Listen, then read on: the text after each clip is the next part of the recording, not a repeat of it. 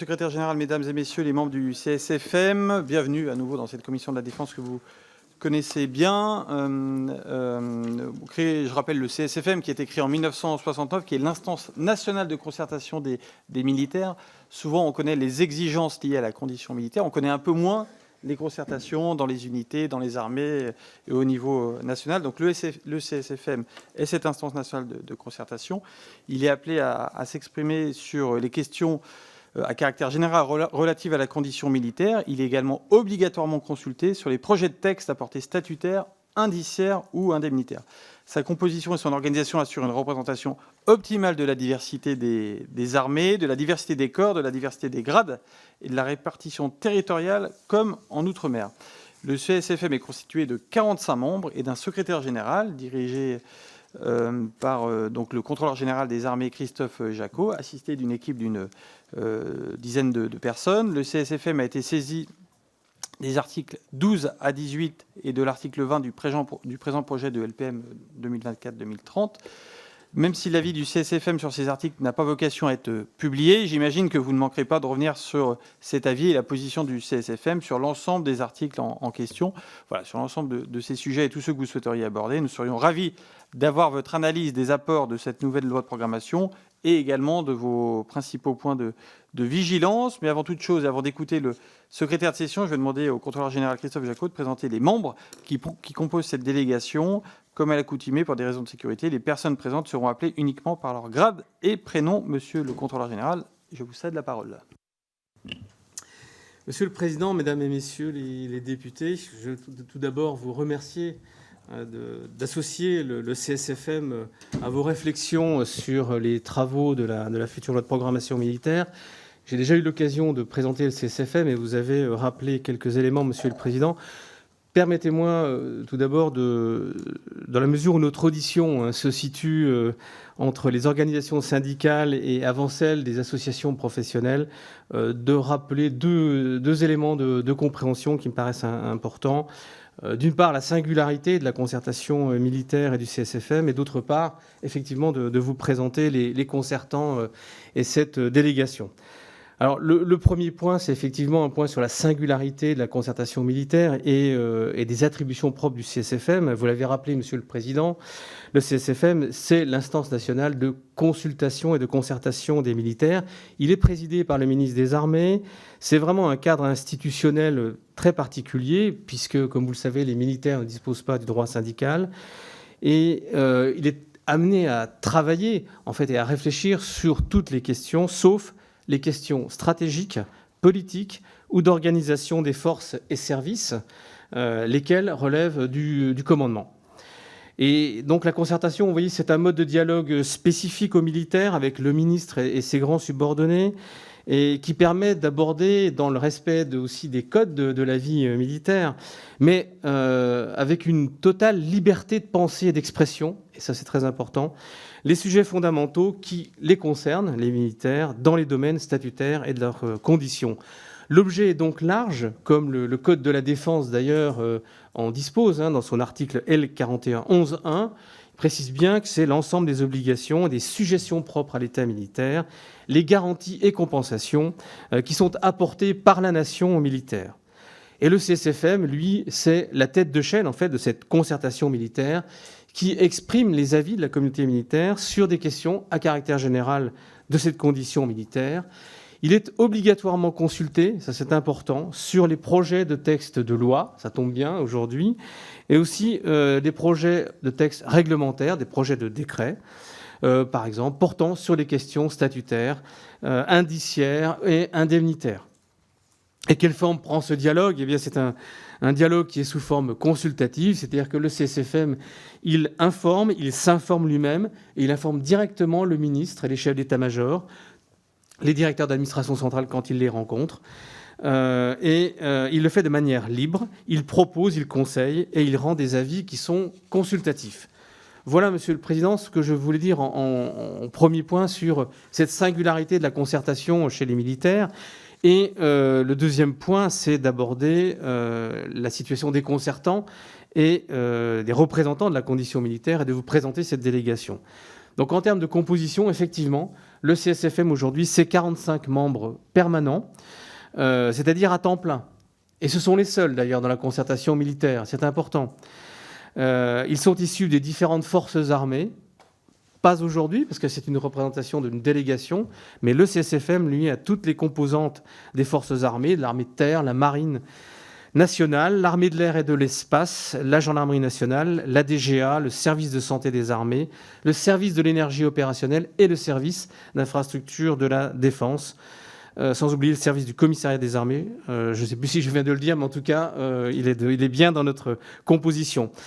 Et vous l'avez rappelé aussi, ils appartiennent aux différents corps militaires. Vous avez devant vous des officiers supérieurs, officiers subalternes, sous-officiers.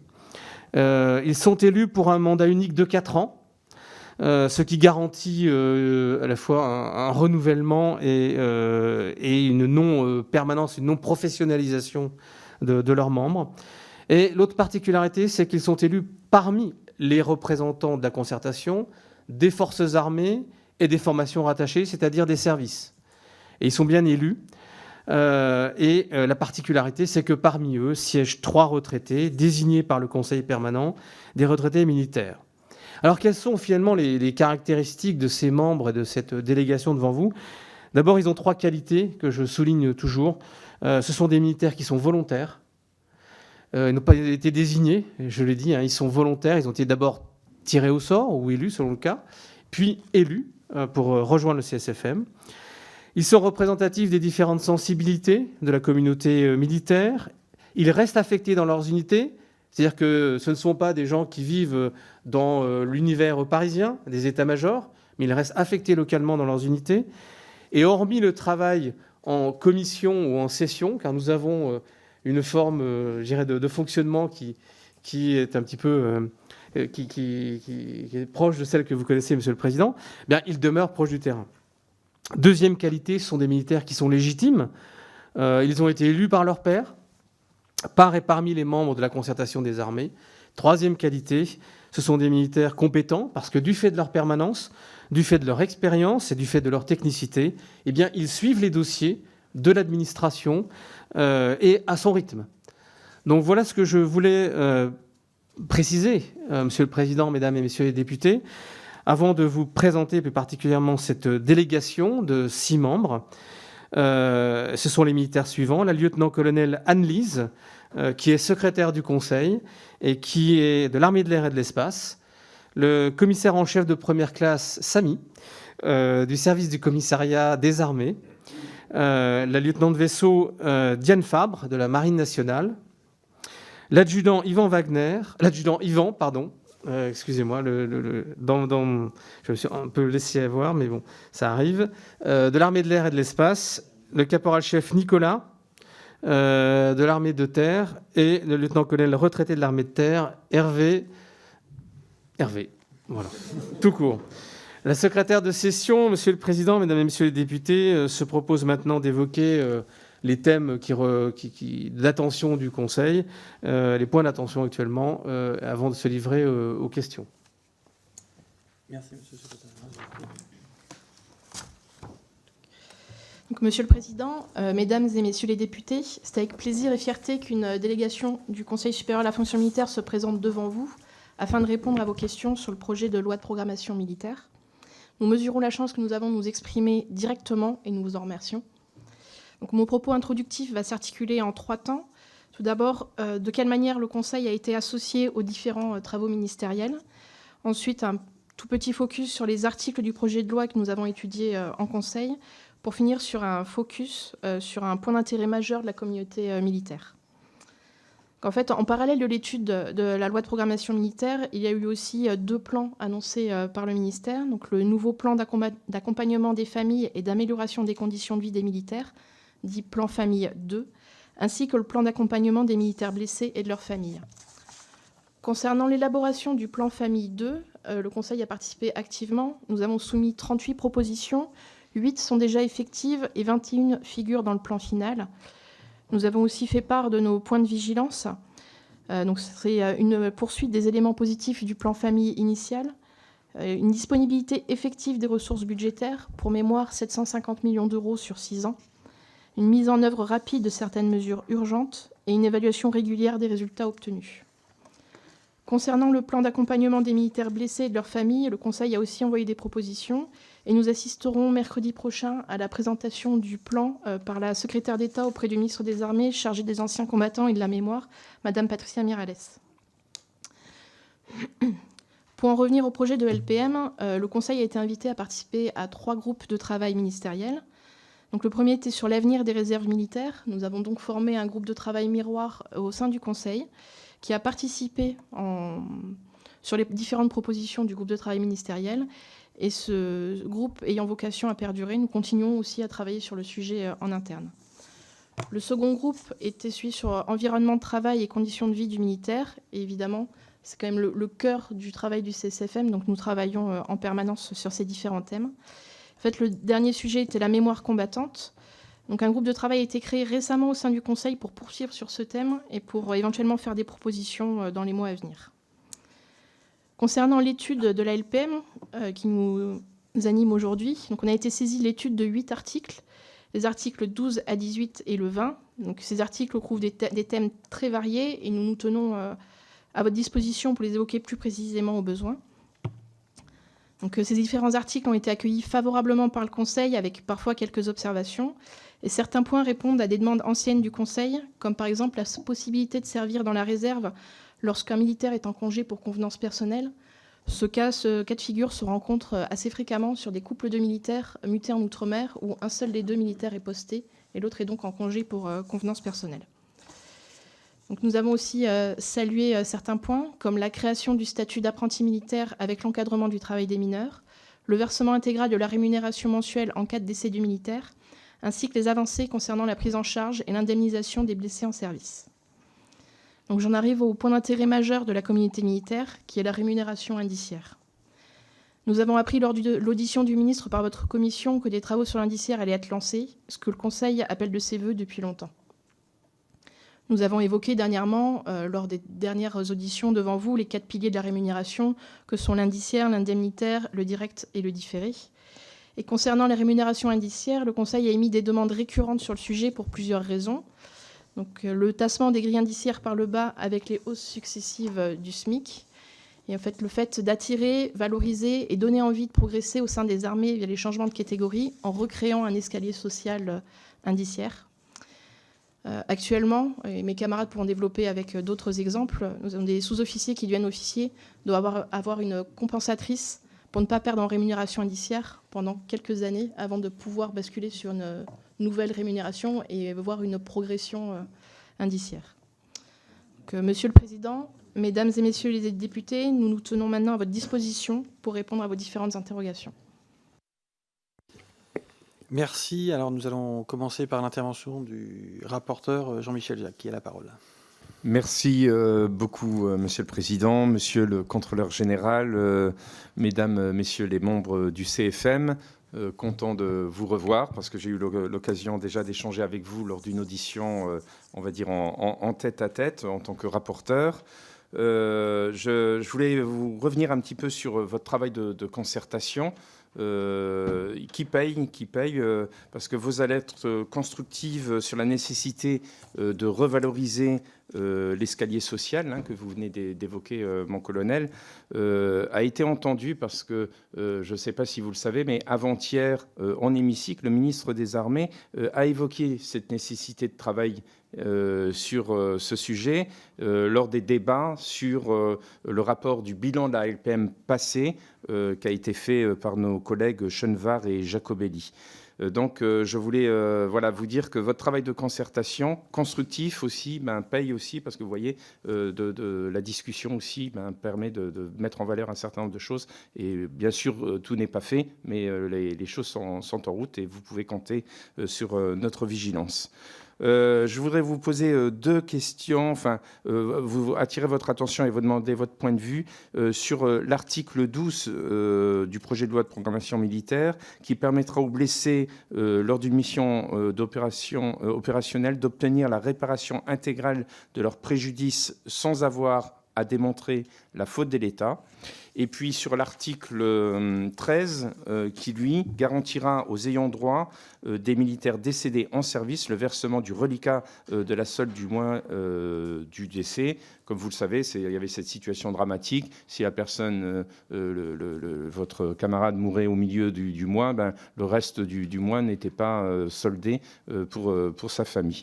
Voilà, donc j'aurais voulu avoir votre point de vue sur ces deux articles et puis d'une façon plus globale, la prise en charge des blessés.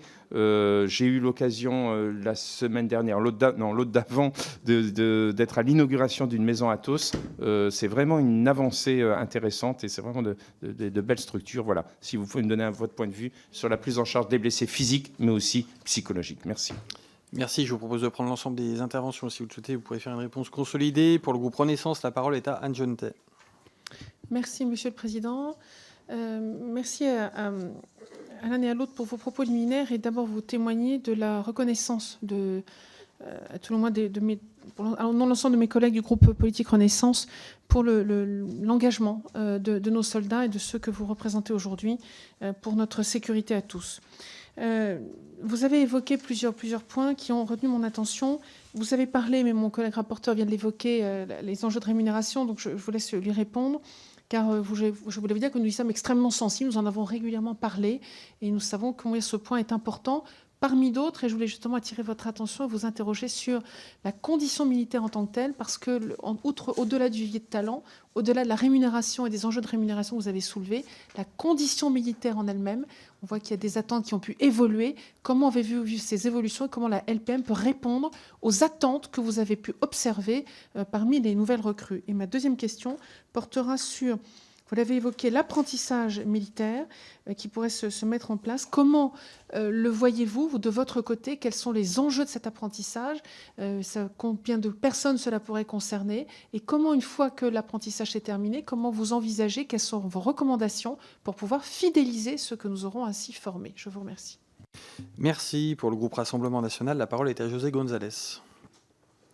Merci, Monsieur le Président, mon général, Monsieur le Contrôleur général, Messieurs les officiers, Mesdames, membres du Conseil supérieur de la fonction militaire, au nom de mon groupe du Rassemblement national, je tenais à vous remercier d'avoir pris sur votre temps pour venir répondre à nos interrogations.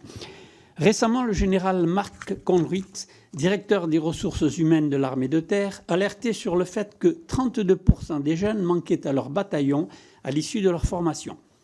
Si cette problématique concerne chacune des trois armées dans des proportions différentes, il ne fait cependant aucun doute que la fidélisation et l'attractivité du métier passent nécessairement par l'amélioration des conditions de vie militaires.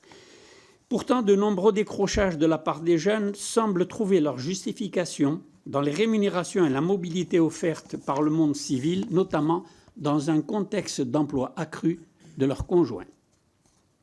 Concrètement, on observe que de plus en plus de militaires de rang sont prêts à refuser d'accéder au statut de sous-officier du fait d'un gain salarial trop faible par rapport aux suggestions liées à cette évolution.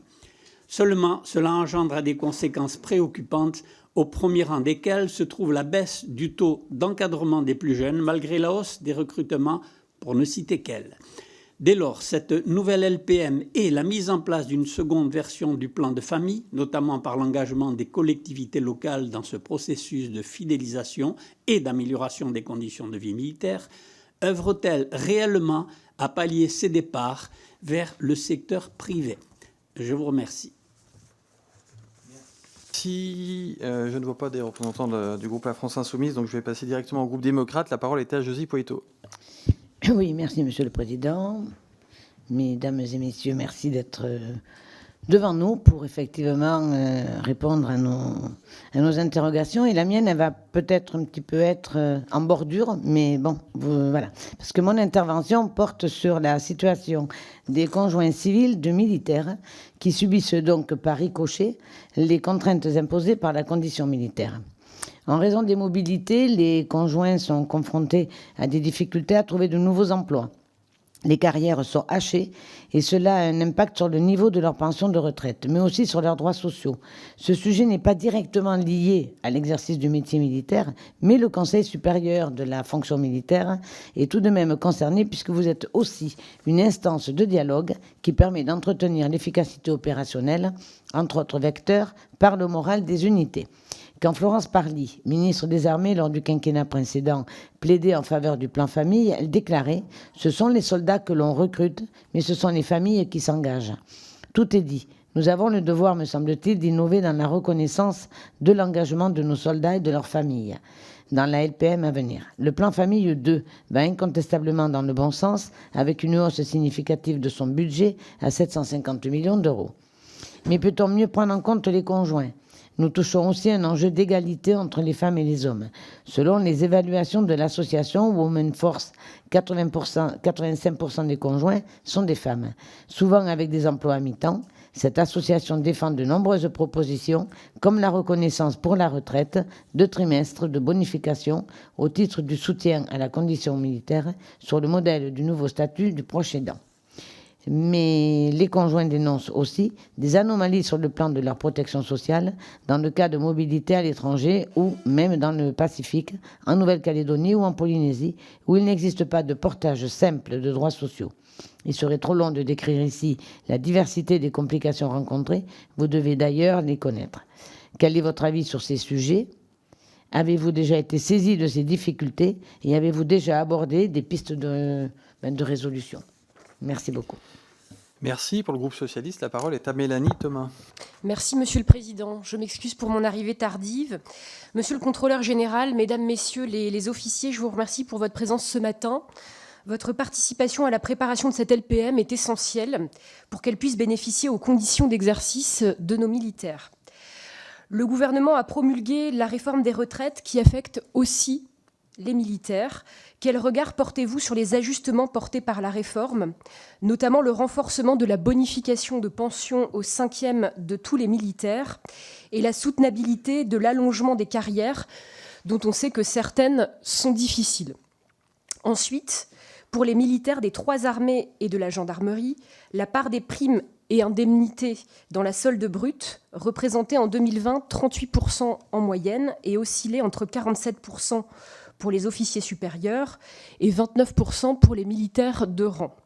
Une telle répartition semble accorder une place trop importante à la rémunération indemnitaire, ce qui n'est pas de nature à répondre au défi de l'attractivité et à assurer la fidélisation des militaires promus par le présent projet de loi de programmation militaire.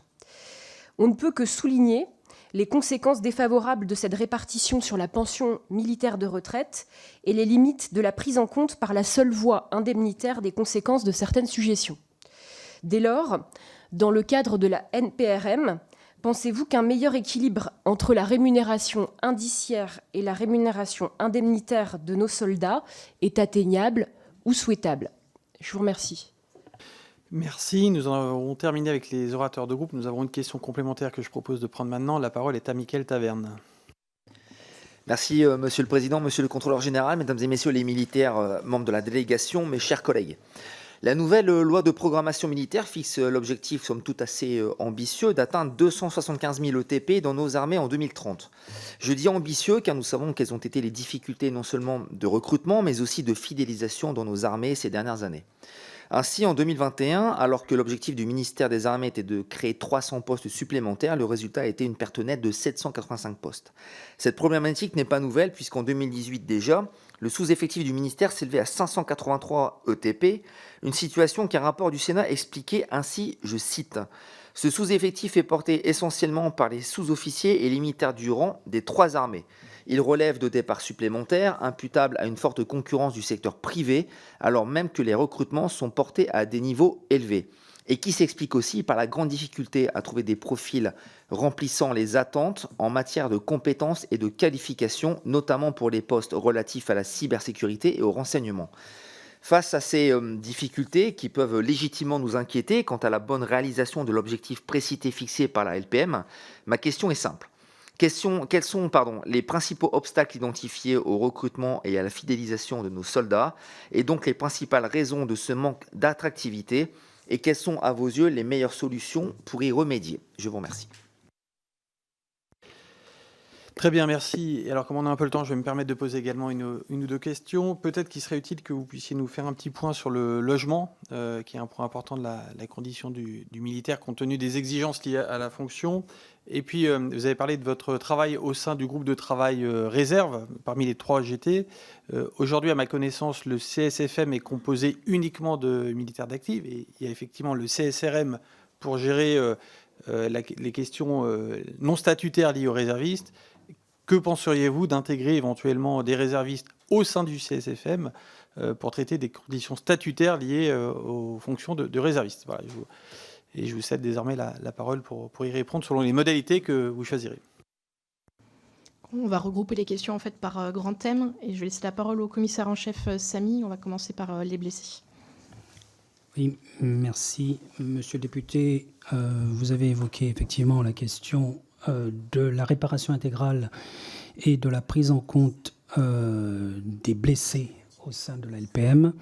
2 choses. L'article 12 qui mentionnait la notion de réparation intégrale a été favorablement accueilli par l'ensemble des militaires du CSFM pour une raison assez simple. C'est que il était particulièrement désagréable pour un militaire d'avoir à prouver une faute de l'État pour pouvoir justifier d'une blessure. Cette notion de réparation intégrale a permis d'étendre le champ des activités dans lesquelles la reconnaissance de la blessure du militaire était automatiquement prise en charge par l'État, aussi bien dans les opérations de guerre, les opérations les OPEX, les entraînements et la préparation opérationnelle sur le territoire. Et ça a permis en outre de couvrir ce qu'il était assez mal couvert jusqu'à présent, c'est-à-dire les blessures qui pouvaient avoir lieu sur le territoire national, notamment en termes de préparation opérationnelle avant d'être projeté. Donc le fait d'avoir regroupé sous cet article la notion de réparation intégrale constitue indéniablement pour les militaires un véritable progrès, et en particulier, notamment également pour nos camarades gendarmes qui, sur le territoire national, connaissent eux aussi des conditions d'exercice assez difficiles et de violence, et de blessures qui étaient pour le coup moins bien couvertes parce que n'étant pas dans le champ des OPEX. Ça, c'est le premier point. Deuxième point, vous l'avez évoqué, c'est le plan blessé qui sera présenté par le secrétaire d'État auprès du ministre des Armées. Ce plan blessé, les membres du CSFM y ont été largement associés dans sa préparation. Nous avons fait un certain nombre de propositions assez nombreuses et assez détaillées qui revenaient du terrain, qui remontaient du terrain, et ils visaient essentiellement 3 choses. 1, de mettre le blessé au centre du dispositif. Il y a une multiplicité d'acteurs, aussi bien les cellules d'accompagnement des blessés, les organismes du service de santé, l'ONAC, les associations qui contribuent, le service des pensions de La Rochelle, qui sont des acteurs importants dans la prise en compte des blessés. L'une des choses qui nous revenait le plus régulièrement de la part des blessés et de leurs familles, c'était la difficulté de coordonner tout cela. Donc, l'une des actions qu'a mené le CSFM et des propositions que nous avons fait remonter auprès du chargé du plan blessé auprès du ministre et du secrétaire général de l'administration, c'est la nécessité d'avoir auprès des blessés des personnels militaires mieux formés au suivi du dossier, au suivi du parcours administratif du blessé. 2, d'avoir une meilleure coordination de tous ces acteurs qui gravitent autour du blessé, du soin à la réorientation, à la réhabilitation, à la reconversion, y compris les associations. Et puis 3, de simplifier avec des outils les procédures qui doivent être mises en œuvre. Donc nous espérons beaucoup de ce plan blessé, qui est une priorité d'ailleurs depuis quelques années du ministère, pour que la condition des blessés et de leurs familles soit mieux traitée. À ce sujet, l'ouverture de maisons Athos, qui sont des maisons de réhabilitation des blessés, qui ne sont pas des maisons de soins, mais des blessés psychiques, est un signe important pour les armées, puisqu'on sait qu'aujourd'hui, quasiment 70% des blessés de l'armée de terre sont des blessés psychiques, que 50% des blessés de la marine ou de l'armée de l'air sont également des blessés psychiques. Ces maisons Athos et la priorité qui donne le gouvernement sont un signe d'une meilleure prise en compte de ces blessures qui ne sont pas visibles et qui avaient du mal à être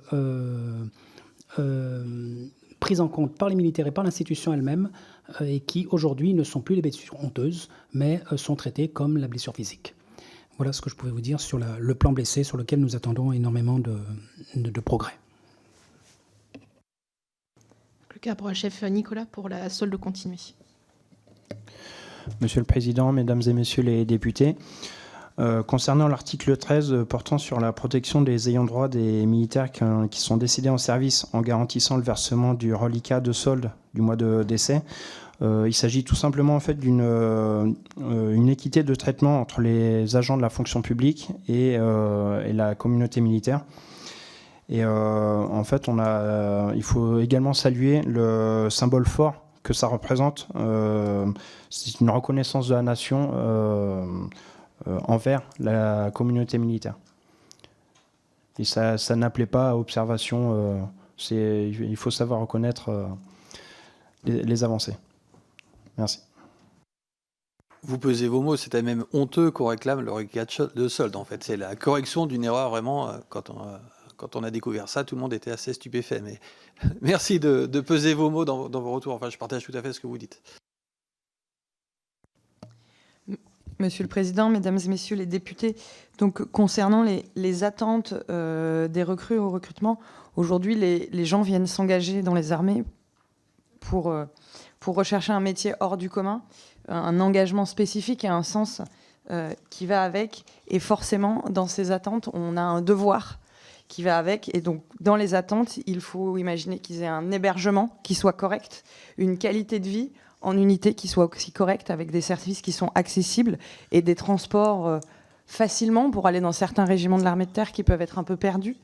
L'habillement aussi nous oblige. Donc, tous ces éléments, hébergement, restauration, qualité de vie, font partie des attentes aujourd'hui des jeunes recrues. Si on veut les fidéliser, dès qu'on les accueille, en fait, il faut qu'on soit à la hauteur du recrutement. Le souci, c'est qu'effectivement, avec le recrutement qui augmente, on a beaucoup de nouvelles recrues et on n'arrive pas forcément toujours à offrir ces qualités d'accueil qui permettent cette fidélisation et qui permettent de répondre aux attentes des jeunes, de ce qu'ils ont vu dans les CIRFA, de ce qui ont été leurs raisons d'engagement. Pour revenir plus en détail sur l'apprentissage militaire, aujourd'hui, l'apprentissage militaire va recouvrir en fait 3 écoles qui existent dans chaque armée. Donc c'est l'école d'enseignement technique de l'armée de l'air et de l'espace à Saintes, l'école d'enseignement technique de l'armée de terre à Bourges, qui a été créée l'année dernière et pour lequel on avait été consulté, et puis l'école des Mousses à Brest, qui a été rouverte en 2009, l'école de Saintes ayant toujours continué. Donc ça répond à une volonté des jeunes, en fait. Ces écoles sont obligées de refuser du monde. Il y a énormément de candidatures, c'est-à-dire qu'aujourd'hui, on a des jeunes qui sont lassés du système scolaire et qui veulent quelque chose de concret et qui rêvent du métier des armes, vraiment, pour certains. Parfois, c'est aussi leurs parents qui les envoient là parce qu'ils ne savent pas forcément quoi en faire. Donc, c'est aussi des difficultés pour nous. Mais du coup, ces jeunes ont envie d'être là et surtout quand ils sont là et qu'ils sont motivés, ils ont envie de pouvoir être intégrés parfaitement comme les autres militaires. Donc ils suivent leur scolarité, ils ont dans ces scolarités des stages et parfois ils viennent dans les forces. Et c'est là où la motivation peut recevoir un frein. C'est-à-dire qu'aujourd'hui, tel que le texte était fait, ils avaient un certain nombre de restrictions qui étaient très importantes et c'est pour ça qu'on a souligné en fait la création de ce statut d'apprenti qui permet d'avoir des réelles avancées sur la manière dont on traite les mineurs en unité et qui nous permet de les intégrer pleinement à nos unités et de les employer comme un militaire standard, sans évidemment avoir tout l'aspect OPEX, évidemment, pour éviter toutes les problématiques liées à la Convention des enfants soldats. Mais au moins, au sein de leurs unités, ils peuvent faire les mêmes activités que leurs camarades et être complètement intégrés et ne pas avoir cette perte de motivation. Et donc la LPM répond à ce besoin exprimé par les jeunes d'être parfaitement intégrés au sein de leurs unités. Merci. On va faire un volet sur les rémunérations et je laisse la parole au caporal-chef Nicolas et à l'adjudant Yvan. Concernant la rémunération qui recoupe un petit peu le sujet également de la NPRM, avant tout, la rémunération est un sujet d'attention au jour le jour de la communauté militaire et c'est un élément fondamental de reconnaissance du parcours professionnel et également de l'engagement du militaire. La rémunération, elle en passe donc par la NPRM qui elle, par construction, en fait, vise la rémunération indemnitaire, soit 40% de la solde, comme ça a pu être, 38% exactement, comme ça a pu être cité auparavant. Et il s'agit essentiellement de compenser les sujétions des militaires. Et donc dans le cadre de la rémunération, les grilles indiciaires actuelles n'incitent pas à gravir ce fameux escalier social et c'est au risque de perdre des talents. Car l'indemnitaire, ce n'est pas ça qui suffit à fidéliser et à attirer les talents. Et je pourrais dire également que ce qui attire, ce qui peut attirer du moins, ce n'est pas forcément ce qui fidélise. Les deux ne sont pas forcément associés. À titre d'exemple, avec la récente revalorisation du SMIC, portant l'indice plancher à 361, il peut se trouver des exemples de caporaux-chefs de 12 ans de service qui se retrouvent avec un échelle 4, donc, qui ont un indice de solde de 360. Donc à 12 ans de service qui se retrouvent qui auraient pu se retrouver en deçà de l'indice plancher. Et je peux citer également le 11e rapport du HECM, du Haut Comité d'évaluation de la condition militaire. Donc c'est la population qui a entre 6 et 10 ans de service, pour qui la rémunération est un sujet le plus préoccupant. Donc c'est bien cette population-là en fait pour qui le sujet est le plus prenant. Ce qui rend d'autant plus notable donc les travaux, enfin d'autant plus primordial, d'autant plus urgent les fameux travaux donc sur les nouvelles grilles indiciaires afin de préserver donc et l'attractivité et la fidélisation. Et il est aussi question d'effacer ce sentiment de déclassement en fait vis-à-vis de la société en règle générale. Cette espèce de bruit de fond en fait qui commence à se faire sentir. Oui, j'ajouterai donc sur le volet de l'indiciaire que le Conseil est particulièrement attentif à ce que la revalorisation indiciaire, quand elle sera faite, devra être faite de façon homogène.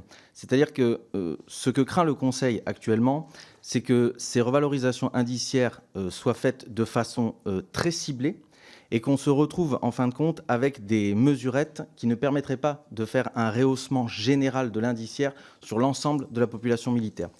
Ce que le Conseil attend particulièrement, en fait, c'est un choc indiciaire pour une réelle revalorisation. Vous l'avez dit tout à l'heure, et c'est tout à fait vrai, 38% de la rémunération aujourd'hui, c'est de l'indemnitaire. La partie indemnitaire vient d'être traitée dans la nouvelle politique de rémunération des militaires qui a été mise en œuvre en 3 volets. Le dernier volet sera mis en œuvre au 1er octobre. Nous n'aurons de retour de vision concrète de ce que ça apporte que à l'exercice fiscal 2024, puisque je vous rappelle que dans la NPRM, les indemnités de charges militaires sont désormais transformées en indemnités d'état militaire et indemnités de garnison, laquelle indemnité de garnison est fiscalisée, ce qui va avoir un impact négatif, soyons clairs, sur certains de nos militaires. Donc, dans le cadre de l'indiciaire, il est évident qu'aujourd'hui, les militaires, et ce sont vraiment la quasi-totalité des retours terrain que nous avons sont unanimes, les militaires, en termes d'indiciaire, se sentent aujourd'hui réellement déclassés. Mon camarade l'a dit très justement. Et nous avons besoin d'une revalorisation forte et rapide de l'ensemble des soldes des militaires. Sur ce point, je vais vous donner 3 exemples qui sont assez parlants. Vous savez que dès le 1er janvier 2023, il y a eu la diffusion de la grille indiciaire des administrateurs de l'État, en même temps que la réforme de l'INSP. Aujourd'hui, un administrateur de l'État qui commence, après 10 ans, il atteint la première échelle lettre. Il faut à un major d'une grande école militaire, Saint-Cyr, l'école navale, 20 ans pour atteindre le même niveau d'indice. Aujourd'hui, quand, après 20 ans de service, vous regardez l'écart qu'il peut y avoir entre, dans l'administration de l'État, entre le niveau d'exécution, la catégorie C, et l'administrateur de l'État en milieu de parcours, vous avez un écart indiciaire de 3. Vous prenez le même exemple, le première classe, 1 ou 2 ans de service, et son colonel ou son capitaine de vaisseau, commandant du régiment ou commandant de son navire. Il y a un écart indiciaire de solde de base brute de 2,2 entre les deux. Et le dernier exemple, c'est celui du colonel, 30 ans de service, direct, qui aura eu une dizaine de mutations avec changement de résidence au cours de sa vie, qui aura exercé des responsabilités souvent en état-major à Paris et qui aura donc exercé des responsabilités d'encadrement et de conception au sein du ministère des Armées. Quand il partira à la retraite, il aura un niveau de pension qui sera 200 € près, l'équivalent de celle d'un major de la gendarmerie. Il y a clairement un tassement des grilles indiciaires au sein du ministère des Armées qui n'est plus tenable. Qui n'est plus tenable parce que, 1, ça démotive sur la progression des militaires du rang vers les sous-officiers, des sous-officiers vers les officiers, et puis ça démotive les meilleurs qui, entre 40 et 50 ans, quand ils comparent leur situation par rapport à celle de catégories socio-professionnelles équivalentes dans le civil, eh bien, se disent que non. Avec une limite d'âge qui sera beaucoup plus basse statutairement, ils auront forcément une deuxième carrière et ils prendront le chemin de la deuxième carrière. Donc on s'oriente vers un affaiblissement des armées avec les meilleurs, aussi bien chez les sous-officiers, chez les militaires du rang que chez les officiers, qui, au moment où ils commencent à avoir des suggestions les plus fortes, décideront d'aller vers ceux de leurs employeurs qui seront capables de leur donner des niveaux de rémunération correspondant à leur ambition, à leur investissement et à leur niveau de compétence. Je souhaitais faire un complément concernant la NPRM et le mécanisme de réévaluation qui serait appelé de nos voeux, en fait, puisque la forfaitisation qui opère au sein de la NPRM, il y a un effet mécanique, en fait, qui abaisse les rémunérations. De par l'inflation, au fil du temps, la forfaitisation, si elle n'est pas réévaluée, à terme sera moins disante. Et le Conseil est vigilant également à ce qu'une suggestion identique soit égale à une indemnisation identique, alors que dans certaines primes, le grade est conservé. Et voilà. Vous avez évoqué l'amélioration de la condition militaire et ce que le plan famille avait pu apporter, notamment aux militaires, mais aux conjoints des militaires eux-mêmes. Alors il faut vous dire que le plan famille numéro 1 a été particulièrement bien reçu, parce qu'il était inattendu, parce qu'il était une priorité de la ministre précédente et qu'elle l'a porté jusqu'au bout, et que ça répondait à des besoins de mise en œuvre concrète de l'amélioration de la condition militaire. Alors, il a porté, comme vous le savez, sur la vie en garnison, sur le logement, sur les contraintes qui étaient liées à la mobilité pour le militaire, mais également pour sa famille, et puis sur l'emploi des conjoints. L'emploi des conjoints qui a fait l'objet d'une attention particulière. On n'est pas arrivé au bout de ce processus, mais l'organisme de reconversion des armées Défense Mobilité a pris en charge, mieux qu'elle ne le faisait jusqu'à présent, l'accompagnement des conjoints de militaires qui, suite à une mobilité, à une mutation, se retrouvaient privés d'emploi.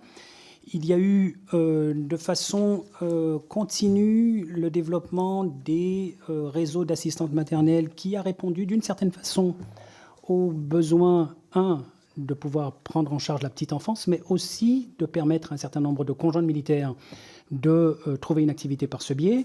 Et puis, toujours sur cette question de l'amélioration de la condition des conjoints, il y a dans le plan Famille 2 un certain nombre de propositions qui ont été faites par le CSFM sur la possibilité de créer un réseau de conjoints militaires permettant d'échanger de l'information et une information de proximité qui leur permette de rechercher et d'échanger des bons plans et d'échanger de l'information localement qui leur permettent de retrouver un emploi.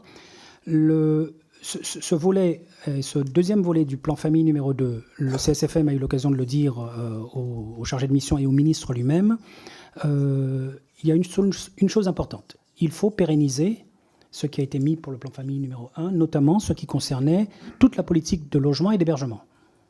Ça, les besoins, l'écart entre les besoins et le niveau de satisfaction de ces besoins en termes d'hébergement pour les militaires au sein des emprises militaires que de logement pour les familles, notamment dans les zones où il y a des tensions immobilières les plus fortes, ça continue à être la priorité des militaires.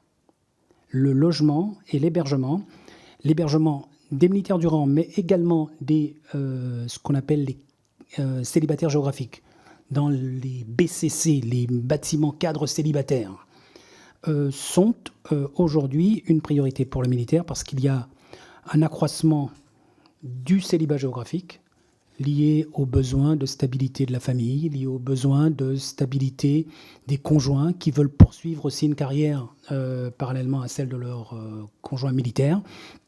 Et donc, un effort particulier doit être maintenu et soutenu dans ce domaine, le domaine du logement.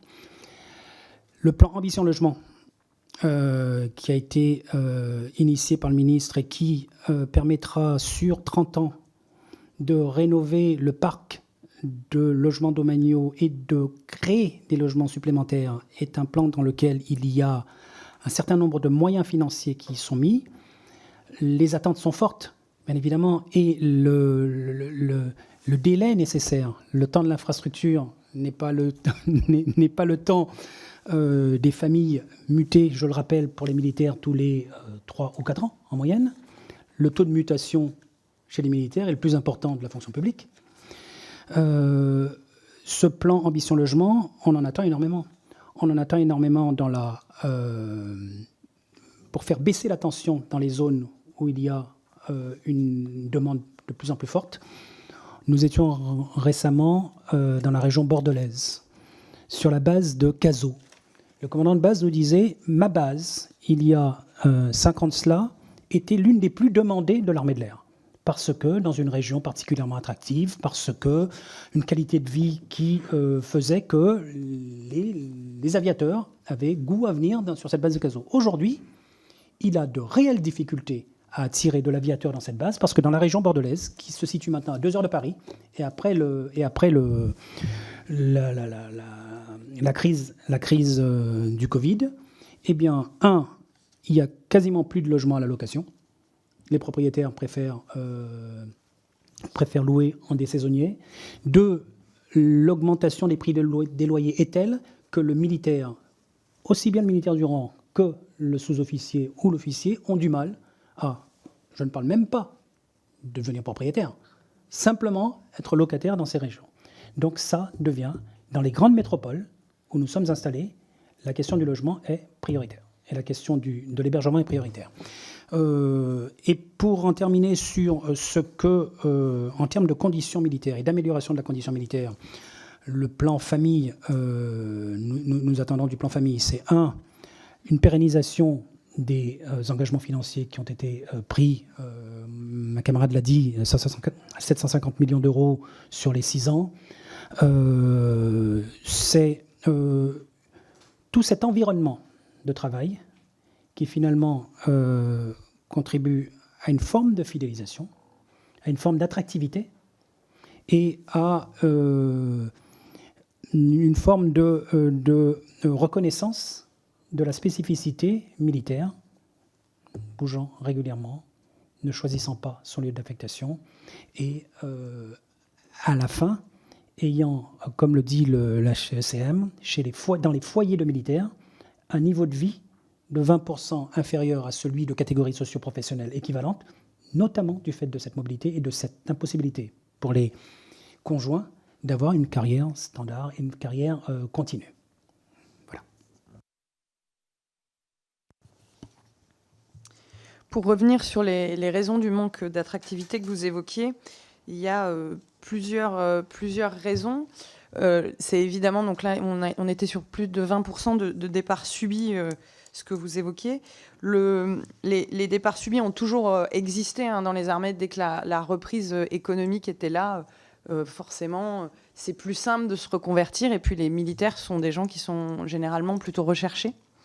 Mais ce phénomène traditionnel est renforcé aujourd'hui par plusieurs phénomènes. Le premier phénomène qu'on peut identifier, c'est le phénomène des classes creuses. C'est-à-dire qu'on a beaucoup moins recruté au moment des déflations dans les années 2000, au début des années 2010. En fait, depuis, je pense, depuis les années 70, globalement, les effectifs des armées ont fait que réduire. Et ça a été encore plus marqué avec les politiques de déflation des années 2000. Donc on se retrouve aujourd'hui avec moins de cadres, en fait, 15 ans après, mécaniquement, là où avant, j'avais recruté 1 millier de personnes, du coup je me retrouvais avec 500 sous-officiers supérieurs. Comme j'en ai recruté que 500, parfois j'en ai pas forcément même pas 250.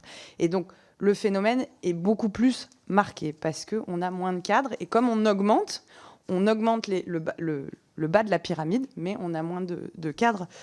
Donc tout ça va avoir mécaniquement un phénomène d'usure professionnelle, c'est-à-dire que on va avoir soit des trous à l'emploi, des postes qui vont pas être honorés, soit des postes qui vont se retrouver en distorsion, c'est-à-dire qu'on va avoir un jeune sergent sorti de cours sur un poste qui serait plutôt un poste qu'on a après une ou deux affectations pour avoir eu en expérience. Et donc forcément, le jeune qui peut être très motivé, qui peut y arriver, mais ça va amener une usure professionnelle parce qu'un engagement supérieur à ce qu'il aurait pu être quelques années avant.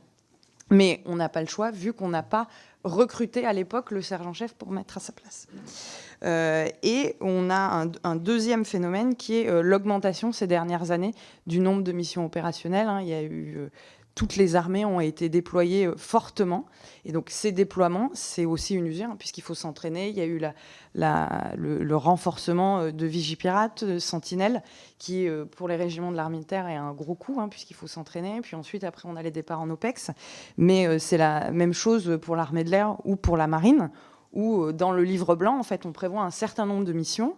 Donc, on a le format qui est prévu au livre blanc. Et si après, on nous demande des missions en plus, forcément, quand on accepte de faire ces missions-là, ça va avoir un poids qui n'est pas prévu puisque les armées ne sont pas dimensionnées. Et donc, ça va rajouter un coût humain, même si matériellement, on est capable de le faire. Humainement, les gens sont fatigués.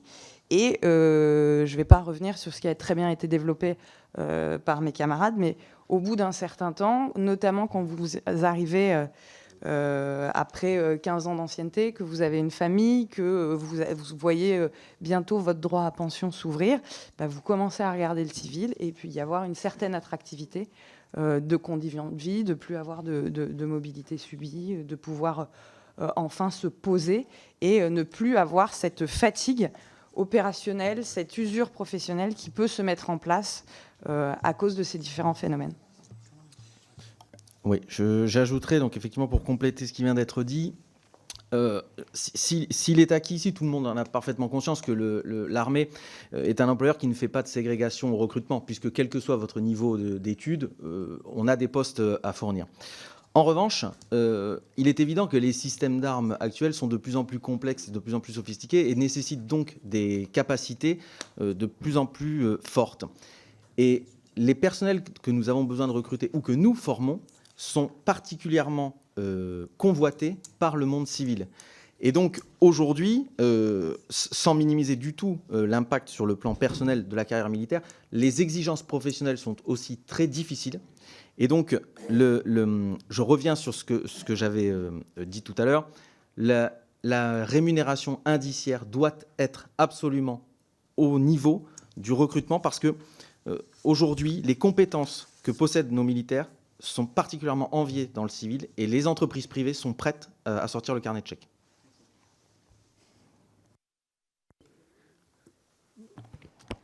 Je vais refaire vous aviez évoqué la réforme des retraites. Donc les pensions militaires de retraite ont 3 buts. Donc une régulation des flux pour garantir l'impératif de jeunesse des armées. Ça permet d'honorer une dette de la nation auprès des personnes qui se sont engagées avec une rémunération différée jusqu'à l'âge légal de départ en retraite. Et à partir de l'âge légal de départ en retraite, c'est une assurance vieillesse, comme pour le reste de la population. Donc les fondamentaux des pensions militaires de retraite ont été sauvegardés dans cette réforme. C'est-à-dire que notamment les bornes des pensions à liquidation immédiate sont inchangées. Par contre, il y a eu quelques petites inflexions. Donc, il y a la fin du dispositif de dégressivité de la bonification du 5e qui va concerner tous les corps qui ont des limites d'âge supérieures à 60 ans. C'est-à-dire que maintenant, ils vont pouvoir rester jusqu'à la fin, jusqu'à leur limite d'âge, sans perdre les années cotisées et eues pendant les années précédentes. Il y a un décalage de la borne basse de la décote carrière longue qui passe de 52 à 54 ans. Ça veut dire qu'en fait, les militaires actuellement sont recrutés de plus en plus tardivement. Et donc, nous avons toute une population qui enchaînait les 2 décotes, c'est-à-dire la décote carrière courte et la décote carrière longue. Ils n'avaient plus de créneaux pour partir sans décote ajoutée. Donc, ce léger décalage de 2 ans va permettre de redonner un peu d'air aux militaires et de leur laisser le choix, soit de partir sans décote, soit de poursuivre, mais ce sera un vrai choix, ce ne sera pas une imposition. Il y a les décalages des pensions à liquidation différée qui passent de 62 à 64 ans, et celle qui était à 52 ans qui passe à âge légal de départ en retraite, moins 10 ans. Donc à la fois, il y a un décalage de 2 ans avec la réforme actuelle et une automatisation qui va entrer en jeu avec les prochaines réformes. Si nous imaginons une réforme qui passe à 65, 67 ans, il n'y aura plus besoin en fait, de faire de changements. C'est-à-dire que ceux qui seront partis en se disant qu'ils vont toucher quelque chose à 54 ans se retrouveront à devoir attendre 55, 56 ou 57 ans pour toucher cette pension. Et en fait, le dernier point, qui est celui qui va toucher un peu plus profondément toute une catégorie de militaires, c'est l'accélération de la réforme Touraine. Donc en fait, cette accélération implique une diminution de la valeur de l'annuité, et ce qui fait que pour une durée de cotisation identique, ça donne une baisse de la pension.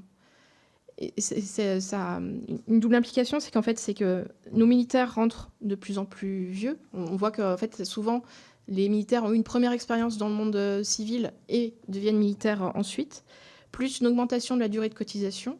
Et avec nos limites d'âge, en fait, de moins en moins de militaires vont pouvoir avoir, avec une carrière complète, une pension à taux plein. C'est la parole au lieutenant-colonel Hervé pour le sujet des réserves.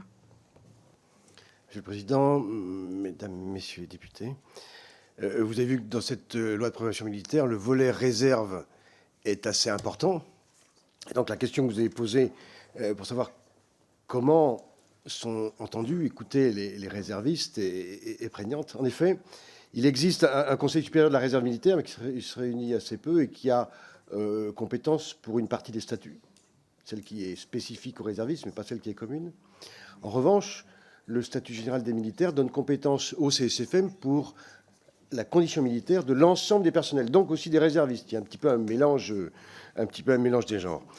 Aujourd'hui, au CSFM, il est prévu qu'il y ait des militaires d'active et des militaires retraités il n'est pas prévu qu'il y ait des militaires de réserve.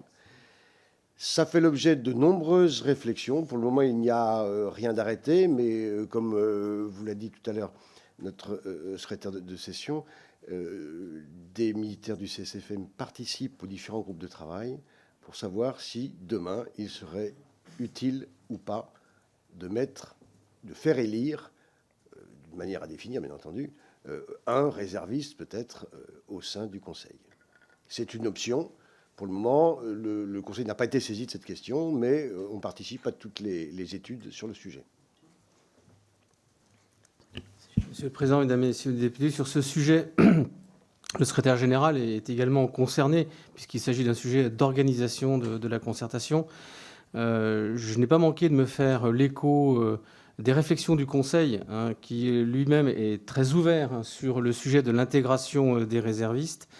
En fait, selon, je dirais, la réflexion qui voudrait que le réserviste en service voit sa condition traitée par le CSFM, ce qui vient d'être rappelé, qu'en revanche, le réserviste, dans son environnement civil, verrait ces sujets à nouveau et comme toujours traités par le CSRM actuel. Voilà, c'est un petit peu l'orientation des réflexions actuelles et je pense que ce serait effectivement une bonne chose. Alors, le colonel citait 1, je pense qu'on n'en est pas à ces chiffres, mais en tout cas, le CSFM est très favorable à l'intégration de réservistes en son sein.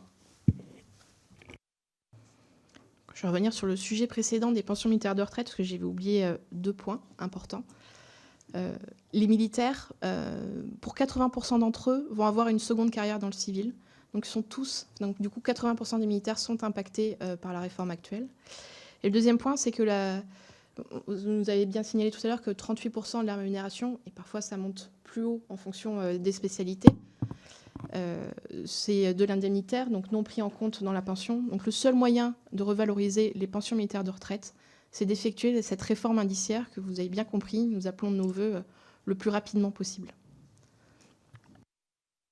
Très bien, merci de vos retours. Alors, je vous rappelle qu'on a normalement jusqu'à 11h40, mais on peut un peu dépasser étant donné qu'on a commencé en retard. J'ai été saisi de 2 nouvelles questions pour le groupe Horizon. La parole était à Loïc Kervon. Et si d'autres collègues veulent intervenir, ils peuvent se signaler.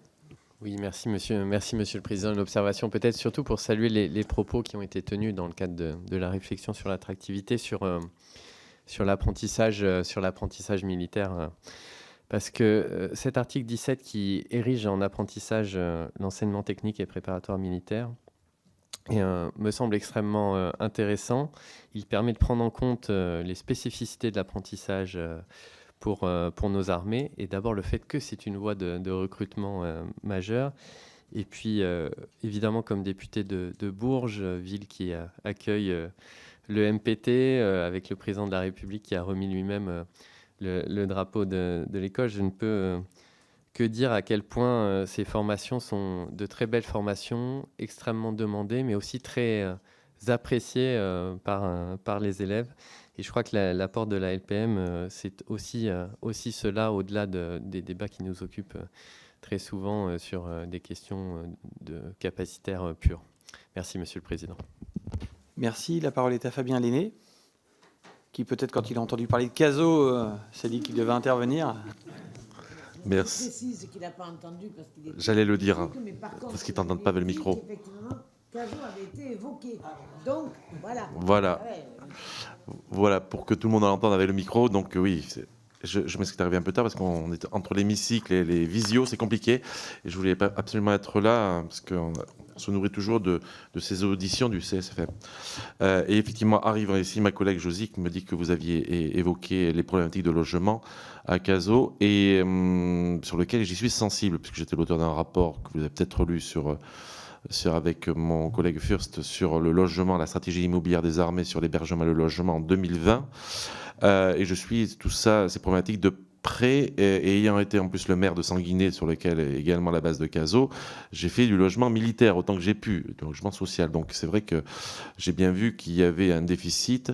Moi, ce qui me soucie, c'est que malgré l'accélération du programme de logement avec CGLOG, J'ai l'impression que, voilà, il y a beaucoup d'inertie. Première question, est-ce que vous êtes associé aujourd'hui à ces programmes de logement? Parce que comme ils sont pour les militaires, ça serait bien que les militaires y soient associés, et je ne le pense pas. Deuxième chose, est-ce que vous avez pu noter une accélération? Et aujourd'hui, donc, pour vous, dans l'armée de l'air, mais également dans la marine, parce que c'est là où on a des emprises militaires, où l'immobilier est tendu, est-ce que vous voyez vraiment que ça soit un frein, en fait, non seulement au recrutement, mais aussi à la fidélisation? Je vous remercie. Je ne vois pas d'autres questions. Ah, Lionel Royer-Perrault, pardon, a demandé la parole. Lionel, vous avez la parole. Oui, merci, Monsieur le Président. Alors, d'abord, je souhaiterais vous remercier toutes et tous pour votre prise de parole. Je pense que pour les membres de la représentation nationale, c'est important que l'on puisse vous entendre sur vos attentes, même si cette loi de programmation militaire est très ambitieuse et qu'elle va permettre, je l'espère en tous les cas, de répondre à un certain nombre de vos interrogations. Deux questions. La première, c'est en lien avec ce que vient de poser mon collègue Lenné et le sujet que vous avez notamment évoqué sur le logement. Nous sommes, pour un certain nombre d'entre nous, élus de territoires en secteur dit tendu et nous avons particulièrement conscience du fait que la problématique de logement concerne les militaires, mais pas que. Mais nous avons aussi conscience, parce que nous avons été maires pour certains d'entre nous aussi, qu'on ne construit pas des logements en 2 mois, 3 mois. C'est l'acte de bâtir, c'est à minima 24 mois. Et donc, quand bien même nous serions dans une logique de production de logements intensive, ça ne résoudrait pas de toute façon les problèmes tout de suite. Donc, est-ce que dans vos réflexions, vous avez des solutions alternatives, palliatives, que vous pourriez suggérer et qui pourraient animer nos réflexions? Deuxième sujet, ça concerne notamment l'égalité professionnelle. Bon, les armées sont plutôt bien en pointe sur le sujet. Nous avons 16%, grosso modo, je crois, donc de femmes qui sont donc dans les armées, qui sont en position de combat. Donc, je dirais que nous avons un ministère des Armées qui est très volontaire en la matière. Pour autant, nous notons aussi que sur certaines fonctions, sur certains postes, il peut y avoir encore des efforts. Et donc, j'aimerais connaître un peu votre perception sur ces questions-là. Je vous en remercie. Merci. Et enfin, nous avons une dernière demande d'intervention. La parole est à Mélanie Thomas. Oui, merci Monsieur le Président. Je voulais juste rebondir effectivement sur le point qui a été abordé tout à l'heure concernant votre forte demande concernant l'ambition des politiques de logement pour les militaires. Effectivement, quand on représente des zones en tension en tant qu'élu, on voit aussi que les conséquences sont très fortes sur les populations militaires. C'est le cas aussi en presqu'île de Crozon. Et ce qu'on remarque, c'est que cette crise du logement, elle est finalement assez récente parce que c'est post-pandémie que les choses s'accélèrent. Donc c'est l'histoire de 2-3 ans où cette forte tension, elle a des conséquences immédiates sur le marché du locatif. Et je crois qu'il y a urgence pour les parlementaires de légiférer sur ces sujets. Et je crois qu'on aura quelques rendez-vous futurs pour rediscuter de ces sujets. J'avais peut-être une question sur ce point concernant votre dialogue avec les collectivités locales à ce sujet. Dans quel cadre inscrivez-vous votre dialogue avec les collectivités pour accompagner les politiques de logement ou d'accès au logement des militaires? Quelles solutions peuvent être trouvées avec les collectivités sur ce point? Et deuxième élément également concernant ma réflexion, dans le prolongement de la crise du logement, c'est celle de l'accès aux soins. Dès lors que les familles de militaires sont mutées et s'installent dans des zones en tension, la question de l'accès aux soins est aussi un sujet majeur dans la période. Donc je voulais avoir votre sentiment. Écoutez, pour répondre à ces questions, vous avez la parole en limitant, si possible, vos prises de parole à 11h50 pour qu'on puisse attaquer l'audition avec 10 minutes de retard maximum. Bien, je vais essayer d'être bref et concis. Sur la question du logement, le ministre, lors des échanges que nous avons eus avec lui, a eu l'occasion de nous rappeler qu'il y avait effectivement une trop grande verticalité de ces questions de traitement de logement au sein du ministère et qu'il fallait d'une certaine façon redonner la main aux commandants de base de défense, aux acteurs locaux et notamment dans leurs relations avec les élus et les collectivités locales pour qu'il y ait une meilleure connaissance par les collectivités locales des besoins, plan annuel de mutation après plan annuel de mutation des arrivants et des partants dans les territoires, et notamment de manière à ce que les responsables de collectivités puissent, notamment les maires, puissent dans les PLU, plan local d'urbanisme, intégrer la population militaire parmi ceux qui pourraient être des ayants droit de ces politiques. Vous avez évoqué le fait que les tensions dans les zones où nous avons une concentration de militaires étaient assez récentes, notamment post à la crise Covid. Je serais plus mesuré que ça en vous disant que c'est pas d'hier que nous avons un décalage entre les besoins en logement et hébergement et la capacité des armées, notamment parce qu'il y a eu un domaine qui a été l'un des grands sacrifiés de ces dernières années, c'est celui de l'infrastructure de maintenance, de l'infrastructure de modernisation, de mise aux normes en termes de chauffage, de réseau électrique, de réseau d'eau. Il y a énormément de dépenses liées à l'infrastructure et la mise aux normes de l'infrastructure courante qui ont dégradé le parc immobilier du ministère de la Défense. Donc l'un des efforts qui sera fait, c'est effectivement, au-delà de la construction neuve et au-delà de la remise en état du parc immobilier des armées, ce sera de finalement se remettre à investir sur ces choses qui ne se voient pas, mais qui ont pourtant une incidence très forte, aussi bien chez nos camarades gendarmes dans les logements NAS auxquels ils ont droit, que dans les sites militaires où un certain nombre de logements ont très mal vieilli et d'installations ont très mal vieilli. À ce sujet, j'aimerais vous dire que parmi les éléments de fidélisation qu'on a évoqués, il y en a deux qui sont terriblement importants. C'est le fait que, il y ait un besoin d'accompagnement, un besoin de soutien aussi bien en RH, de soutien aussi bien en matière de fonctions commissariat, de l'habillement, de la restauration, des locaux de travail, qui sont aussi des éléments très importants dans la fidélisation et dans l'attractivité des armées. On a constaté ces dernières années que, avec la réduction des effectifs qu'ont subi les armées, il y avait eu, parmi les fonctions qui avaient le plus souffert et qui ont des conséquences immédiates sur la capacité des armées à remplir leur mission, le fait qu'elles n'aient pas des fonctions de soutien qui soient à la hauteur de leurs besoins et de leurs attentes. Donc l'un des points importants aussi de cette loi de programmation militaire sera la remise à niveau des soutiens tels que les militaires les attendent dans leur environnement de travail proche pour accomplir la mission. Voilà. Pour évoquer le frein au logement pour le cas de la marine, c'est pas forcément là où on le croit. Évidemment, on pense tout de suite à Paris. Je pense que dans les armées, aujourd'hui, le frein au logement, ça concerne tout le monde pour la région parisienne. Aujourd'hui, on voit une défection. Les gens ne veulent pas être affectés en région parisienne simplement parce qu'il y a une baisse du niveau de vie qui n'est pas compensée par rapport aux autres territoires. Il est évident donc, pour le cas de la marine que le Var est une zone sous tension immobilière, mais en fait ça a toujours été le cas, ça n'a pas été empiré récemment et globalement c'est pris en compte par les marins. Le phénomène s'est accentué avec la crise Covid à Brest, mais aujourd'hui le gros point noir pour la marine, c'est Cherbourg.